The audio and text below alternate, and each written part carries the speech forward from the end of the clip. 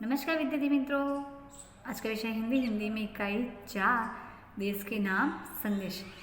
इस इकाई में आज पढ़ेंगे पत्र के माध्यम से हम दूर बसे संबंधियों और परिवारजनों तथा मित्रों की अपनी बात आसानी से पहुंचा सकते हैं।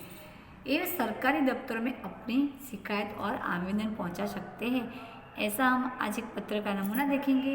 ये पत्र है मेषपुरा गांव का और बनासकांठा जिला से है।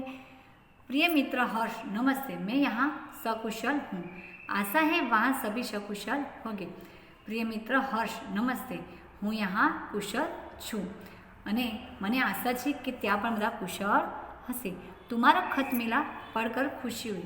मैंने डॉक्टर अब्दुल कलाम का देशवासियों के नाम भेजा गया एक ईमेल पढ़ा, वह तुम्हारे लिए प्रेषित कर रहा हूँ। तारो पत्र मळ्यो અને એ વાંચીને મને ખૂબ આનંદ થયો। डॉक्टर अब्दुल कलाम देशवासीओ माटे एक ईमेल आप्यो हतो, ए हूँ तने आपू छूँ। डॉक्टर कलाम अपने संदेश की शुरुआत में ही पूछते हैं, क्या आपके पास अपने देश के लिए 10 मिनट का समय है? यदि हाँ तो इसे पढ़िए, वरना मर्जी आपकी। तो डॉक्टर अब्दुल कलाम कहे छे, एमने जे शरूआतमां ज लखे छे कि देशवासीओ तमने आना माटे 10 मिनिट होय तो समय काढजो, ना होय तो तमारी इच्छा, एम करीने बधी वातो जणावे छे। आप कहते हमारी सरकारी निकम्मी है, आप कहते हमारा कानून पुराने पड़ गए, आप कहते नगरपालिका कचरा नहीं उठाती, आप कहते फ़ोन काम नहीं करता, रेलवे मजाक बन गई है और एयरलाइन दुनिया में हमारी सबसे खराब है, चिट्ठी अपनी मंजिल तक नहीं पहुँचती। त्यारे अब्दुल कलाम कहे छे कि तमे बधा कहो छो कि आपणी सरकार नकामी छे, कायदा जूना है, नगरपालिका कचरो उठावती नहीं, फोन काम करता नहीं, रेलवे पण मजाक बनीने रही है अने जे पण काम थाय छे कई थतुं नथी अने चिट्ठी पण टाइमसर एनी समय पहुँचती नहीं। आप कहते हैं, कहते ही रहते हैं और कहते ही रहते हैं। आप इस बारे में क्या किया? तमे कहो छो अने कहता रहो छो अने कहता ज रहो छो, तो आ माटे तमे शुं कहो छो? फिर राष्ट्रपति ने कहा, मान लीजिए एक व्यक्ति सिंगापुर जा रही है, उसे अपना नाम दीजिए, उसे अपनी शक्ल भी दीजिए। त्यारे राष्ट्रपति कहे छे कि मानो तमे सिंगापुर जई रह्या छो अने त्याने तमारुं नाम आपो अने तमारो चेहरो पण आपी दो। आप दुनिया के सर्वश्रेष्ठ हवाई अड्डे पर उतरते हैं। सिंगापुर में आप अपनी सिगरेट का टुकड़ा सड़कों पर नहीं फेंकते और स्टोर में भी खाते भी नहीं। त्यारे कहे छे कि दुनियानो सर्वश्रेष्ठ हवाई मथक सिंगापुर, एना रोड पर तमे सिगरेटनो जे पाछळुं ए फेंकता नहीं अने स्टोर पर खाता पण नहीं। आपको उनकी भूमिगत संपर्कों पर रस महसूस होता है। तमे एमनी भूमिगत सड़कों पर ईर्षा थती होय छे। आप शाम 5 के 8 बजे के बीच आचरण रोड पर कार चलाने का टोल टैक्स तकरीब 8 रुपया भुगतना करते, लेकिन सांजे 5 वाग्या पछी तमे अचाड रोड पर जाओ अने टेल टैक्स भरवो पड़े छे 8 रुपया। अगर पार्किंग में अपने निर्धारित समय हो ज़्यादा गाड़ी खड़ी की तो टिकट पंच कराते हैं, लेकिन आप सिंगापुर में कहते कुछ नहीं। कहते हो क्या? तमे जो पार्किंग में वधारे समय गाड़ी ऊभी राखो तो एनु पण टिकट भरवी पड़े छे, तो ए माटे तमे कशुं कहेता नथी, तमे कहो छो। दुबई में आप रमजान के दिनों में सार्वजनिक रूप में कुछ भी खाने का साहस नहीं करते। जिहाद में बिना सीट ढके बहार नहीं निकलते। एटले कि दुबई में जयरे रमजान महीनो चालतो होय त्यारे तमे खावानो साहस नहीं करी शकता अने लेडीसो माथे दुपट्टाओ नाख्या वगर निकली नहीं सकती। वॉशिंगटन में आप 55 मील प्रति घंटे के ऊपर गाड़ी चलाने की हिकायत नहीं करते और पलट कर सिपाही से यही भी नहीं कहते कि जानते हैं मैं कौन हूँ, मैं फला हूँ और फला मेरा बाप है। एटले के छे कि तमे ए रोड पर 55 थी वधारे झड़पे गाड़ी चलाई सकता नहीं अने जो पुलिस तमने पकड़े तो तमे एवुं पण नहीं कही सकता कि जाणो छो हूँ कोण छूँ, मारो बाप कोण छे, तमे एवुं पण कही नहीं सकता। ऑस्ट्रेलिया और न्यूजीलैंड में समुद्र तटों पर आप खाली नारियल हवा में नहीं उछालते। ऑस्ट्रेलिया और न्यूजीलैंड में समुद्र पर जेम तमे नारियल खाली उछाळो छो हवामां एम तमे उछाળી सकता नहीं। टोक्यो में आप सड़कों पर पान की पीक क्यों नहीं थૂકते? એટલે કે ટોક્યોમાં રસ્તા ઉપર પાનની પિચકારી પણ તમે નથી મારી શકતા. બોસ્ટન में आप जाली योग्यता प्रमाण पत्र क्यों नहीं खरीदते?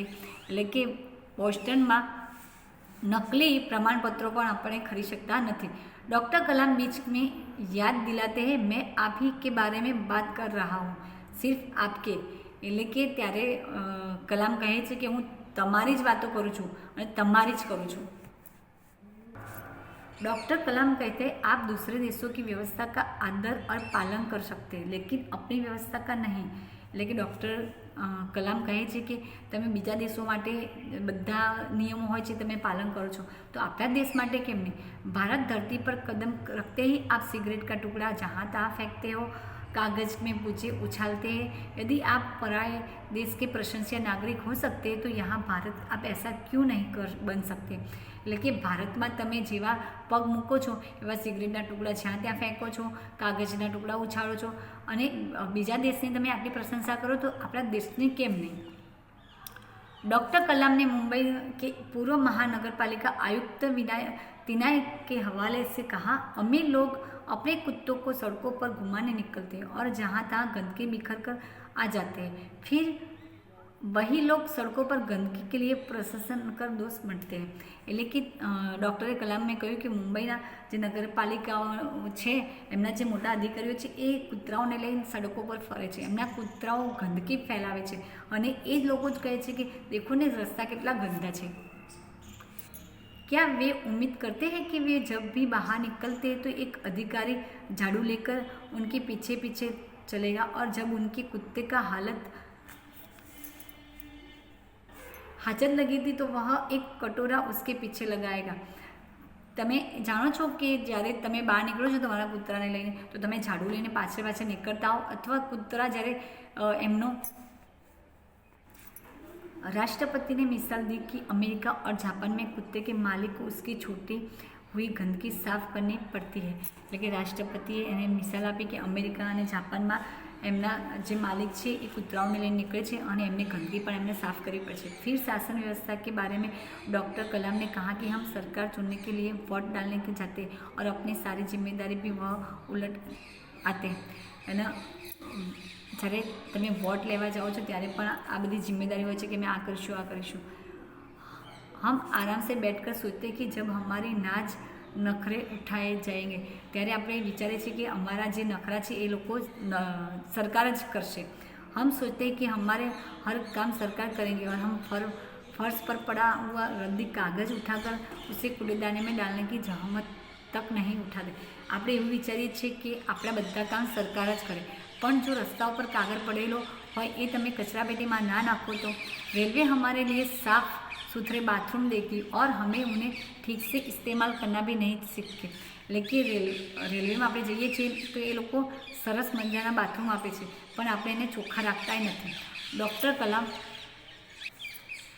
कलाम ने कहा कि समाज की विभिन्न समस्याओं पर भी हमारा ऐसा ही रवैया है. हम ड्राइंग रूम में बैठकर दहेज की खिलाफ गला फाड़ते और अपने घर में ही इसका उल्टा करते हैं और बहाने देखिए पूरी व्यवस्था ही खराब है. अगर मैं अपने बेटे ही शादी में दहेज नहीं दूंगा तो उसमें कौन सा बड़ा फर्क पड़ जाएगा. એટલે કે બધા એવી વાતો કરે છે કે ઘરમાં બેસીને દહેજ લેવાની વાતો કરે છે અને બહાર એવું કહે છે કે દહેજ ના લેવું જોઈએ, તો હું મારા છોકરાના મેરેજમાં દહેજ ના લઉં તો એમાં મોટું શું વાંક. राष्ट्रपति ने इस संदेश से पूछा, इस व्यवस्था को बदलेगा कौन? એટલે કે રાષ્ટ્રપતિ કહે છે કે આ જે બધા નિયમો છે એને રાષ્ટ્રપતિ ने इस संदेश में पूछा, इस व्यवस्था को बदलेगा कौन? એટલે કે રાષ્ટ્રપતિએ આ સંદેશમાં પૂછ્યું કે આ જે બધી વ્યવસ્થા છે એને બદલશે કોણ? यह व्यवस्था है किसकी? आप आसानी से कही देंगे व्यवस्था में शामिल है हमारे पड़ोसी, आसपास के घर, अन्य शहर, अन्य समुदाय और સરકાર. એટલે કે આ જે નિયમો છે એમાં જે વ્યવસ્થા છે એમાં આપણે બધા સામેલ છે. આપણા દેશો, આપણે બધા અને આડોશી પાડોશીના દેશો અને ઘર, આપણું શહેર અને આપણું સરકાર, આ બધામાં અંદર ઇન્વોલ્વ છે. लेकिन मैं और आप नहीं, लेकिन तोय पण આપણે કશું કરતા નથી। जब कुछ अच्छा करने की हमारी बारी आती है तो हम अपने परिवार की सुरक्षित कवच में घेर लेते हैं। જ્યારે આપણે કંઈક કરવાનો વારો આવે છે ત્યારે આપણે આપણા પરિવારનું વિચારીએ છીએ અને ઘરમાં બેસી જઈએ છીએ। दूसरे देशों की और निहारते हैं અને બીજા દેશોનું આપણે વિચારીએ છીએ और इंतजार करते हैं, लेकिन બીજા દેશોનું આપણે રાહ જોઈએ છીએ कि कोई मिस्टर क्लीन आएगा, अपने जादुई हाथों में चमत्कार करेगा और ऐसा नहीं होता जो तो आप देश छोड़कर भी नहीं चल देंगे। लेकिन આપણે એવું વિચારીએ છીએ કે કોઈ એવું જાદુગર આવે અને મિસ્ટર ક્લીન આવે અને આપણને આપણું ઘરમાં ચમત્કાર કરીને જતા રહે, એવું આપણે વિચારીએ છીએ। તો આપણે એવું વિચારીને કોઈ દેશ છોડીને આપણે જતા રહેતા નથી। उन्होंने कहा हम अपने भाई को भागकर अमेरिका जाएंगे, लेकिन આપણે આવું બધું વિચારીને જો અમેરિકા જતા રહેવાના છીએ। उनकी गौरव का गुणगान करेंगे, એટલે કે ત્યાં જઈને આપણે એમના ગુણ ગાઈશું। व्यवस्था की प्रशंसा करेंगे और जब न्यूयॉर्क असुरक्षित हो जाएगा तो आप इंग्लैंड भाग जाएंगे, એટલે કે તમે જો ન્યુયોર્કમાં આપણને સલામતી નહીં મળે તો આપણે શું ઇંગ્લેન્ડ જતા રહીશું। इंग्लैंड में बेरोजगारी होगी तो खाड़ी चले और जाएंगे और जब खाड़ी में युद्ध छिड़ जाएगा तो आप मांग करोगे कि भारत सरकार हमें बचाकर घर ले जाएंगे। એટલે કે જો તમે એક દેશમાંથી બીજા દેશમાં ભાગતા રહો તો તમારી જે પણ તકલીફ હોય એ દૂર થવાની નથી અને છેવટે આપણે એવું વિચારીએ છીએ કે હવે આપણને ભારત પાછા જતા રહેવું જોઈએ। हर कोई देश की गाली देने को तैयार है पर व्यवस्था में असकारात्मक योगदान के बारे में नहीं सोचता। એટલે કે બધા જ એકબીજા દેશની આપણે બુરાઈ કરીએ છીએ પણ આપણે જ વ્યવસ્થા બદલતા નથી, આપણે જ સારું વિચારતા નથી। क्या हमने अपनी आत्मा को पैसे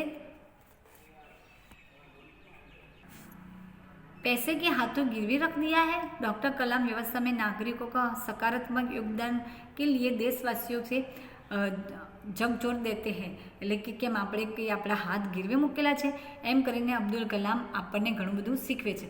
श्रेष्ठ नागरिक बनने की शुरुआत करने की अपील करते हुए संदेश में कहा गया है कि अगर आप वाकई संदेश से सहमत है तो उसे अपने इस और साथियों की ईमेल से भेजिए। એટલે કે ખરેખર તમે જે એક સારા નાગરિક છો અને તમે આ સારું વાંચ્યું છે તો ખરેખર આ મારો ઈમેલ તમે તમારા બીજા મિત્રોને મોકલો। છેલ્લે એટલું લખે છે પરિવાર કે સભી બડો કો મેરા પ્રણામ, એટલે એનો મિત્ર એવું છેલ્લે એટલું લખે છે કે તારા જે પરિવારમાં છે એ બધાને મારા પ્રણામ। તમારા મિત્ર કિરણ, એટલે કે તારો મિત્ર કિરણ। આ ઇકાઈમાં આપણને એ સમજાવે છે કે પત્ર લખવો કેવી રીતે લખવો અને પત્ર અલગ અલગ પ્રકારના હોય છે। કોઈને આપણે બધાઈ દેવાનો હોય છે, કોઈને આપણે સારા સમાચાર આપવાના હોય છે, દુઃખના સમાચાર આપવાના હોય છે, અલગ અલગ પ્રકારના હોય છે। આપણે કોઈને માફી માંગવાનો પત્ર હોય છે, કોઈને આપણે જો આપણે હોસ્ટેલમાં રહેતા હોય તો આપણે પપ્પાને પત્ર લખવાનો હોય છે, આપણે કોઈની ફ્રેન્ડને લખવાનું હોય છે, તો એવા ઘણા પ્રકારના પત્ર હોય છે। એમાં આપણે પત્ર લખવા માટે સ્પષ્ટ શબ્દો હોવા જોઈએ, એનો અર્થ હોવો જોઈએ, કયા વિષય ઉપર લખવાનો છે એ આપણને સમજ હોવી જોઈએ। તો આપણે આ પત્ર દ્વારા આપણે કોને ભેજીએ છીએ એનું સરનામું વ્યવસ્થિત હોવું જોઈએ। તો આપણે પત્ર દ્વારા આપણે ઘણું બધું શીખીએ છીએ અને પત્ર લખવો એ એક મેથડ છે કે કેવી રીતે લખવો અને કયા શબ્દો વાપરવા એ પણ વધારે અગત્યનું છે। તો આપણી ઇકાઈ 4 અહીં પૂર્ણ થાય છે।